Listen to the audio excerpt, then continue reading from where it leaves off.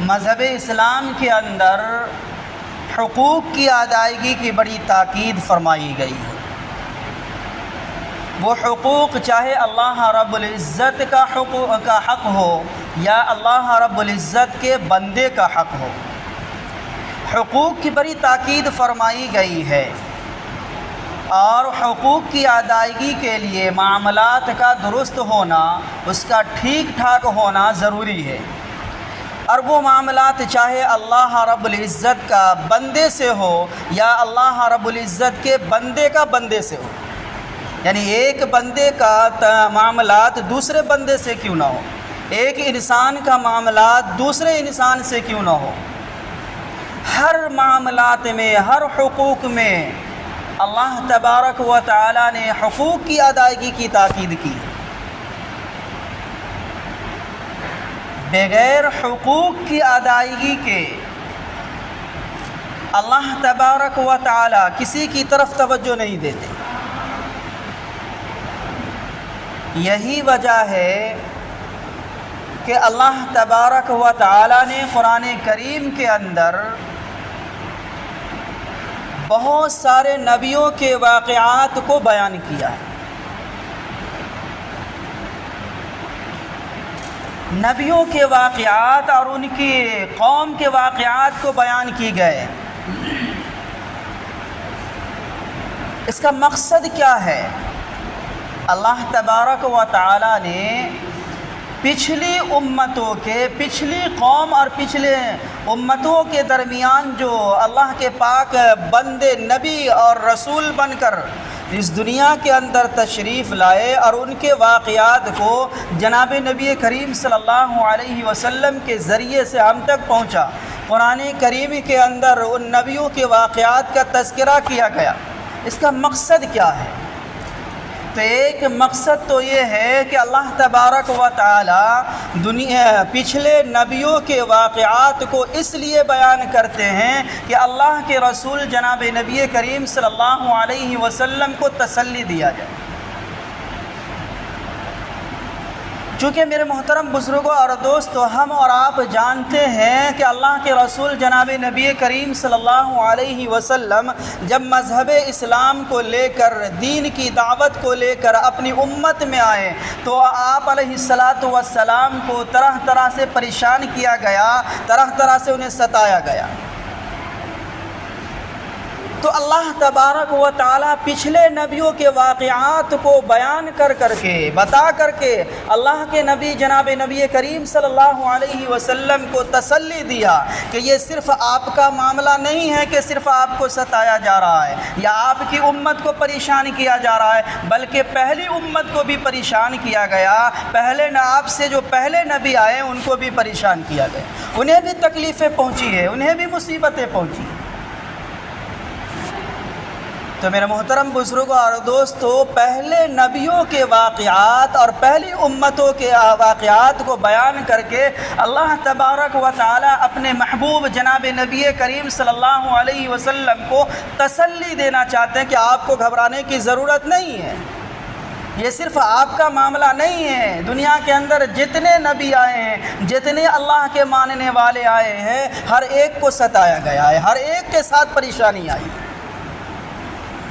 اور دوسری وجہ، نبیوں کے واقعات بیان کر کے امت کے درمیان اپنے بندوں کو، جو ان نبیوں کے بعد آنے والے اللہ کے بندے ہیں،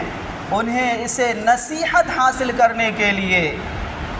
ان کے پچھلے نبیوں کے واقعات کو بیان کیا جاتا ہے۔ اس سے سبق حاصل کرنے کے لیے، ان واقعات سے سبق حاصل کرنے کی ضرورت ہے، نصیحت حاصل کرنے کی ضرورت ہے۔ اور اس بات کا پیغام دیا جاتا ہے کہ جس طریقے سے پہلے نبیوں نے اپنی امت کو دعوت دیا اور اپنی امت کو دعوت دینے کے بعد امتوں نے ان کے بات کو ٹھکرایا، ان کے پیغام کو ٹھکرایا، تو اللہ تبارک و تعالی نے ان کے پیغام کو ٹھکرانے کی وجہ سے پہلی امتوں کے اوپر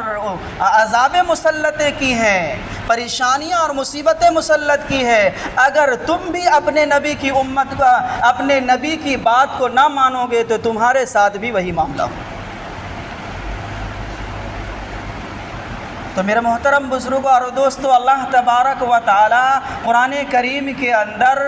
دیگر نبیوں کے جو واقعات کو بیان کیا ہے، اس سے ہمیں اور آپ کو نصیحت حاصل کرنے کی ضرورت ہے کہ ہم اگر اپنے نبی کی بات کو مان کر اس دنیا کے اندر چلیں گے، اگر ہم اپنے نبی کی بات کو مان کر کے چلیں گے، اپنی شریعت کے مطابق زندگی گزاریں گے، تو میرے محترم بزرگوں اور دوستو، ہماری دنیا بھی کامیاب ہوگی اور آخرت بھی کامیاب ہوگی۔ اور اگر ہم نے اللہ رب العزت کے حکم کی عدولی کی، اپنے نبی کی بات کو نہ مانا، دین کے اوپر نہ چلا، تو جس طریقے سے پہلی امت کے اوپر عذاب آیا ہے نافرمانی کی بنیاد پر، اللہ تبارک و تعالیٰ نے اسے طرح طرح سے مسلط کیا ان کے اوپر پریشانی، اس پریشانی اور اس مصیبت کے لیے ہم بھی منتظر ہو جائیں۔ انہی نبیوں میں سے ایک نبی حضرت شعیب علیہ السلام کہ جن کے واقعہ کو قرآن کریم کے اندر بیان کیا گیا ہے، جیسے کہ ایک آیت ابھی خطبے کے درمیان پڑھی ہے کہ اللہ تبارک و تعالیٰ نے حضرت شعیب علیہ السلام کو مدین کی طرف بھیجا۔ سارے نبی کا پیغام، سارے نبی کی دعوت ایک ہی تھی کہ سارے غیر اللہ کو چھوڑ کر اللہ رب العزت کی عبادت کرنے۔ ہر نبی کا مشن، ہر نبی کا پیغام، سب سے پہلا پیغام جو نبیوں نے دیا ہے وہ ہے اللہ رب العزت کی اطاعت و فرما برداری، اللہ رب العزت کی عبادت۔ تو حضرت شعیب علیہ السلام نے بھی اپنی امت کو، اپنی قوم کو اللہ رب العزت کی عبادت کے لیے، اللہ رب العزت کی فرما برداری کی دعوت دی۔ وَإِلَىٰ مَدْيَنَ أَخَاهُمْ شُعَيْبًا قَالَ يَعْبُدُوا اللَّهَ مَا لَكُم مِّنْ إِلَٰهٍ غَيْرُهُ۔ اپنی قوم کو جو سب سے پہلی دعوت دیا ہے وہ اللہ رب العزت کی عبادت کے لیے، کہ اللہ کے علاوہ کسی کی عبادت کی گنجائش نہیں ہے، اللہ رب العزت ہی ہمارا رب ہے، اللہ ہی رب العزت ہمارا کارساز ہے۔ ہر چیز کا حل، ہر چیز کا مسئلہ اگر کہیں جا کر کے ٹکتا ہے، کہیں بھی کسی بھی چیز کا حل اگر ملے گا تو وہ اللہ رب العزت کے دربار میں ملے گا۔ تو ہر نبی کا مشن، ہر نبی کا طریقہ، سب سے پہلا اصول اور سب سے پہلی دعوت ہر نبی کا یہ رہا ہے کہ ہر نبی نے اپنی قوم کے لوگوں کو، اپنی امت کے لوگوں کو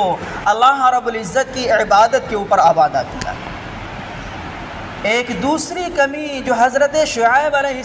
السلام کی قوم کے اندر عام طور سے پائی جاتی تھی، وَلَا تَنْقُصُوا الْمِكْيَالَ وَالْمِيزَانَ، کہ ان کی قوم ناپ تول میں کمی کرتی تھی، ناپ تول میں کمی کرتی تھی۔ اس کی طرف اللہ تبارک و تعالیٰ نے حضرت شعیب علیہ السلام کے ذریعے سے حضرت شعیب کی قوم کو متوجہ کیا کہ تم ناپ تول میں کمی نہ کرو، اب تک تو تم بہت پرہیزگار ہو، تمہارے اندر خوبی ہی خوبی دکھائی دے رہی ہے۔ وَإِنِّي أَرَاكُمْ بِخَيْرٍ، کہ میں تمہارے اندر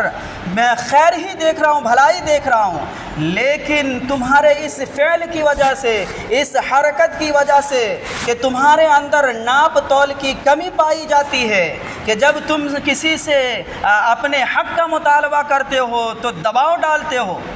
لیکن جب کسی سے کوئی معاملہ، کسی کے حق کی ادائیگی کرتے ہو تو اس میں کوتاہی کرتے ہو۔ یہ بیماری تمہارے اندر پائی جاتی ہے، اس لیے مجھے ڈر لگ رہا ہے اللہ کے ان قریب تمہیں اللہ رب العزت کا عذاب نہ پکڑ لے۔ میرے محترم بزرگوں اور دوستو،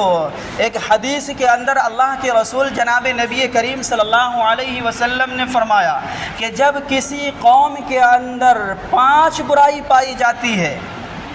تو اللہ تبارک و تعالیٰ اسے 5 طریقے سے عذاب مسلط کرتے ہیں۔ ان میں سے پہلی چیز کہ جب کسی قوم کے اندر، کسی امت کے اندر وعدہ خلافی، عہد شکنی پائی جاتی ہے تو اللہ تبارک و تعالیٰ اس کے اوپر دشمن کو مسلط کر دیتے ہیں، اس کے اوپر دشمن کو مسلط کر دیتے ہیں۔ آج جب ہم اپنے معاشرے کے اندر، اپنے سماج کے اندر دیکھتے ہیں تو آج یہ وعدہ خلافی، عہد شکنی عام ہو چکی ہے، اور یہی کا نتیجہ ہے کہ آج ہمارے اوپر دشمن، اسلام کے دشمن مسلط ہوتے چلے جا رہے ہیں، اور مسلمان کو اور اسلام کو مٹانے کی پوری طاقت جھونکی جا رہی ہے،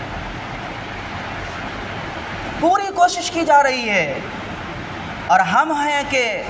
ایمان والے کہلانے کے ساتھ ساتھ اپنی کمی اور اپنی کوتاہی کو نہیں دیکھتے ہیں کہ ہمارے اوپر یہ دشمن کیوں مسلط ہو رہا ہے، ہمارے اوپر یہ پریشانی کیوں آ رہی ہے۔ ہم یہ پریشانی کا سہرا غیروں کے اوپر ڈال دیتے ہیں۔ میرے محترم بزرگوں اور دوستو، یہ جو پریشانی، یہ مصیبت آ رہی ہے ہمارے اعمال کی بنیاد پر آ رہی ہے۔ تو جب کسی قوم کے اندر وعدہ خلافی ہو جاتا ہے، کسی سے معاہدہ کیا کہ فلاں کام تمہارا ہم پرسوں کر دیں گے، 2 دن میں کر دیں گے، 3 دن میں کر دیں گے، اب وہ دن آتا ہے تو لوگ اسے ٹال مٹول کرتے ہیں، اسے بہانہ بازی کرتے ہیں، اسے آگے وقت تک کے لیے ٹال دیتے ہیں۔ تو میرے محترم بزرگوں اور دوستو، جب یہ بیماری کسی قوم کے اندر پائی جاتی ہے تو اللہ تبارک و تعالیٰ اس کے درمیان میں دشمن کو مسلط کر دیتے ہیں۔ اور جب کسی قوم کے اندر اللہ رب العزت کے حقوق کی ادائیگی نہیں کی جاتی ہے تو اس قوم کے اندر بھوک مری عام ہو جاتی ہے، اس قوم کے اندر بھوک مری عام ہو جاتی ہے۔ اس کے اوپر بھی جب ہم اور آپ غور و فکر کریں گے تو آج آبادی ہماری بڑھتی چلی جا رہی ہے، انسانوں کی آبادی بڑھتی جا رہی ہے، لیکن اللہ کے حقوق کی ادائیگی کے اندر کمی پائی جاتی ہے۔ کتنے لوگ ہیں جو 5 وقت کی 10 منٹ 15 منٹ کا وقت لگتا ہے ایک نماز کو ادا کرنے میں، کتنے لوگ ہیں جو اپنے وقت کو فارغ کر کے اللہ کی عبادت کرنے کے لیے تیار ہیں۔ ایک دم لاپرواہی پائی جاتی ہے۔ سارے واقعات، سارے اللہ پچھلی قوم کے عذاب کو ہمارے سامنے سارے ہیں، لیکن اس کے باوجود ہمیں اللہ رب العزت کے حق کی ادائیگی نہیں ہو پاتی۔ اور تیسری چیز کہ جب کسی قوم کے اندر ناپ تول کی بیماری عام ہو جاتی ہے، اس کے اندر کمی کرنے کی آ جاتی ہے تو اللہ تبارک و تعالیٰ اس کے اوپر قحط سالی عام کر دیتے ہیں۔ یہ بیماری عام طور سے بہت زیادہ تیزی کے ساتھ پایا جاتا ہے۔ یہی وجہ ہے کہ آج بارش کا موسم ہونے کے باوجود، برسات کا موسم ہونے کے باوجود بارش نہیں ہو رہی ہے، فصلیں آباد نہیں ہیں۔ اور میرے محترم بزرگوں اور دوستو،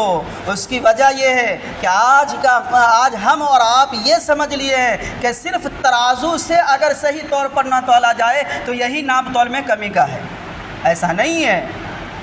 ناپ تول کا عموم یہ عام ہے۔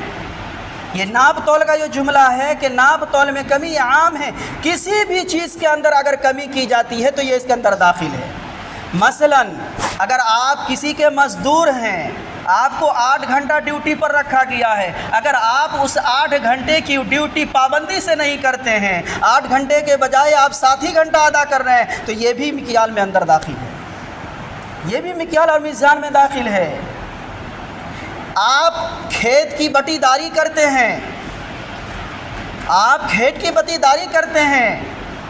جو کھیت والوں کا حق ہے جتنا غلہ دینے کا، آپ اس کے اندر جو آپ کی کھیت سے اپجاؤ ہوا اس میں سے آپ آدھا نکال لیتے ہیں، اس کے بعد پھر بٹی داری لگاتے ہیں۔ یہ بھی میرے محترم بزرگوں اور دوستو مکیال اور میزان کے اندر داخل ہے۔ آپ نماز پڑھتے ہیں،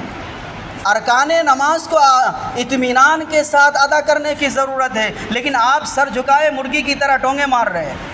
اٹھی بیٹھی کر لیا اور بس سمجھ لیا کہ میں نے اللہ کے حق کو ادا کر دیا۔ یہ بھی میرے محترم بزرگوں اور دوستوں مکیال اور میزان میں داخل ہے، یہ بھی مکیال اور میزان میں داخل ہے، یہ بھی حقوق کی حق تلفی ہے۔ اگر آپ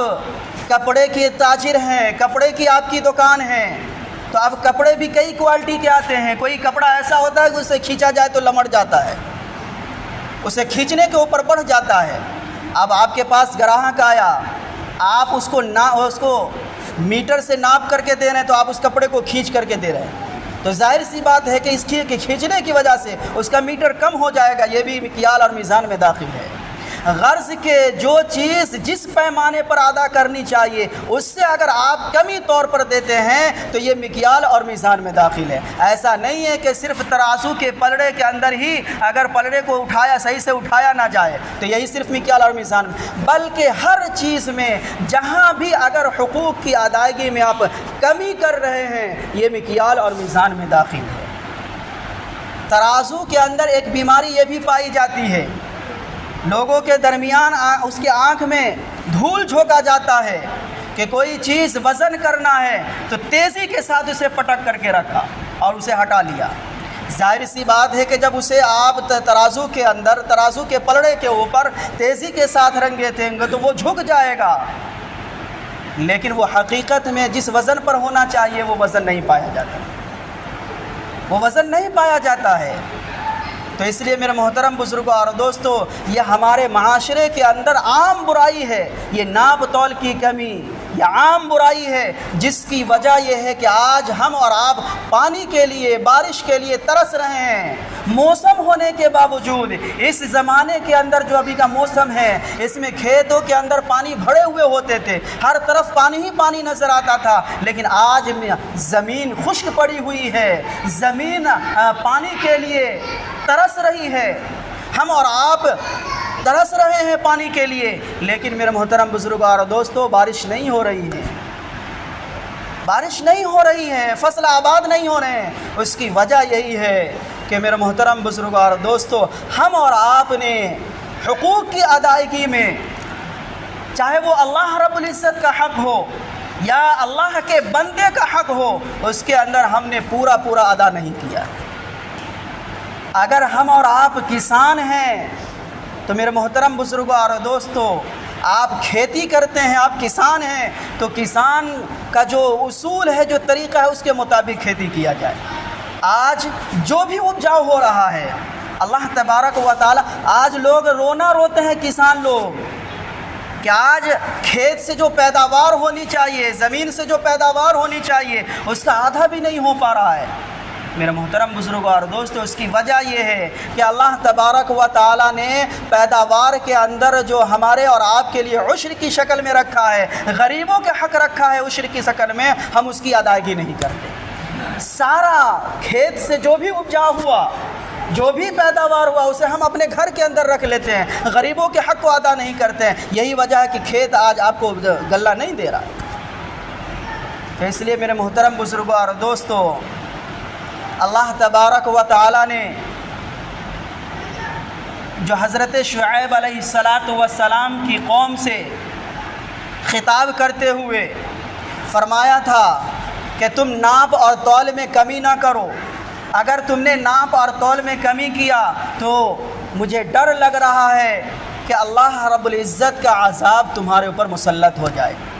اور جب اس قوم نے، حضرت شعیب علیہ السلام کی قوم نے بات کو نہ مانا تو ان کے اوپر مسلط ہوئی۔ اور یہ حضرت شعیب کا ہی واقعہ نہیں، جس نبی کی امت نے، جس نبی کی قوم نے اپنے نبیوں کی بات کو نہ مانا تو اس کے اوپر عذاب اللہ رب العزت کا مسلط ہوا۔ اس لیے میرے محترم بزرگوں اور دوستو ان واقعات سے ہمیں سبق لینے کی ضرورت ہے کہ اگر آج ہم بھی اپنے نبی کی بات کو نہ مانا،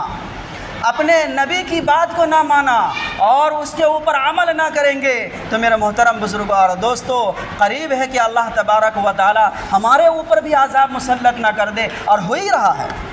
اور یہ ہمارے اوپر عذاب ہی مسلط ہے۔ آج زمین پیداوار نہیں اگا رہی ہے، آج طرح طرح سے مسلمانوں کو پریشان کیا جا رہا ہے، پریشان ہر طرف سے مسلمان پریشان ہیں، یہ اللہ رب العزت کا عذاب ہی ہے۔ یہ تو اللہ کے نبی جناب نبی کریم صلی اللہ علیہ وسلم کی دعاؤں کا صلہ ہے کہ ہمارے اوپر یکبارگی عذاب نہیں آ رہا ہے، ورنہ ہمارے اعمال ایسے ہو چکے ہیں، ہماری زندگی اتنی گندی ہو چکی ہے، اتنا ماحول ہمارا خراب ہو چکا ہے کہ ہمارے اوپر اللہ رب العزت کا دردناک عذاب بھی آ جائے یہ بھی کم ہے۔ اتنے ہمارے ماحول خراب ہو چکے ہیں، ہماری زندگی اتنی خراب ہو چکی ہے، لیکن میرے محترم بزرگوں اور دوستو، یہ تو ہمارے اس نبی کی دعاؤں کا صلہ ہے کہ ہمارے اوپر یکبارگی عذاب مسلط نہیں ہوا۔ اس لیے میرے محترم بزرگوں اور دوستو، ہمیں اور آپ کو یہ چاہیے کہ ہم اور آپ اللہ رب العزت سے اپنے گناہوں کی معافی مانگے، اور جو کمی اور کوتاہی ہمارے اندر پائی جاتی ہے ہم اسے دور کرنے کی کوشش کریں۔ اللہ تبارک و تعالی ہمیں کہنے سننے سے زیادہ عمل کی توفیق